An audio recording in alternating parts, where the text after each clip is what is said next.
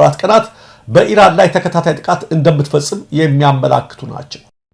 ኖላዊ ክፍል 44 ዶክተሩ ውጤቱን ለምን ተቀየረ ብሎ ውጤቱ ማን የቀየረው በማለት በጣም በመደናገጥና በመበሳጨት እንግዲህ ሀና የሜላት ልጅ እንዳልሆነች ምክንያቱም ውጤቱን ወይዘሮ ባዩሽ ስለቀየረችው ለእርግብ አድርገዋለች። በዚህ ምክንያትም ሀና መስቀልቅሏ ወጥቷል ማለት ነው። እርግብም ሀናን በማነቅና በመደብደብ ተቤት ለማባረር የሞከረችው ድርጊት በጣም አሰቃቂና በጣም የሚያሳዝን ነገር ነው ያደረገችው ነገር።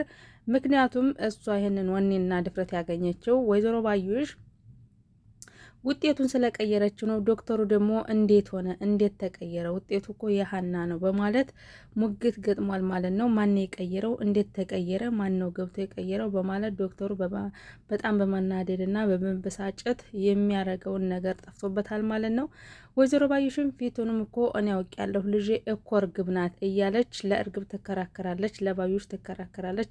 ባዩሽም እንግዲህ ሌላ ተባባሪ ሆና ልክ እንደማያውቅ ሆና ነገር ግን ባዩሽ ነቴን ሴራ እያሰረቻለችውና የሜላትን ንብረት ለመውረስ የሜላትን ገንዘብ ለመብላት የምታደርገው ጥረት በቃ በጣም ርቃ ሄዳለች። ሜላትም ልትነቃ አልቻለችም ማለት ነው። እውነቱ ሊታያት አልቻለም።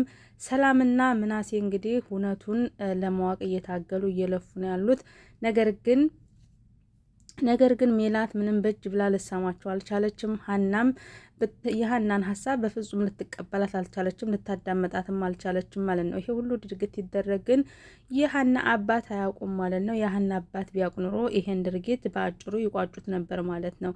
ምክንያቱም ታሪኩን ስለሚያውቁ ማለት ነው። የሀናን ታሪክ ስለሚያውቁ የሀናን መረጃ አባቷ ይዘው ስለነበሩ በጠንቅቀው ስለሚያውቁ ማለት ነው። እናም ይሄ ነገር ግን ገና አልሰሙም ማለት ነው። ያው ዝሮ መሰማቱ አይቀርም። አባቷ ሲሰሙ እውነቱ ይታወቃል ማለት ነው።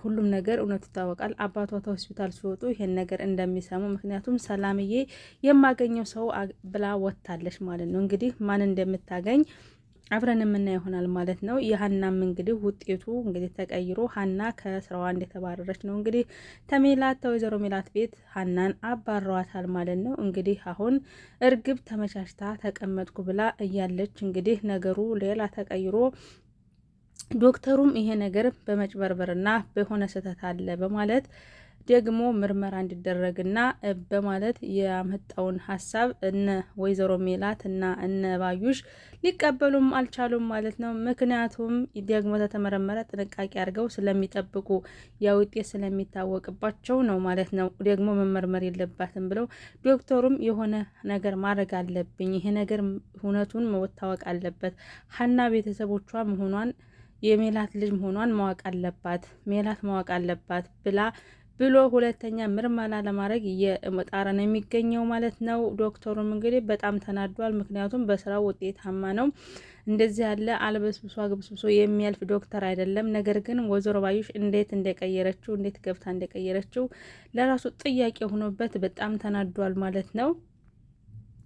አሲርም እንግዲህ አባትህ እንዴት ነው ሲሉት ፋዘር አባቴ እኮ ሆስፒታል ናቸው ይለዋል ማለት ነው። ያው አሲር እንጀራ አባቱን እንደማይወደው እናውቃለን ማለት ነው። እንዴት ነው ቤት ነው አላልከኝም ነበር እንዴት ነው ሆስፒታል ያለው? የኔ አባት እንግዲህ አንድ ነው እሱም ሆስፒታል ነው ያለው። ኧረ ተው አሲር ኧረ ተው ቀልድህን አቁም ይለዋል።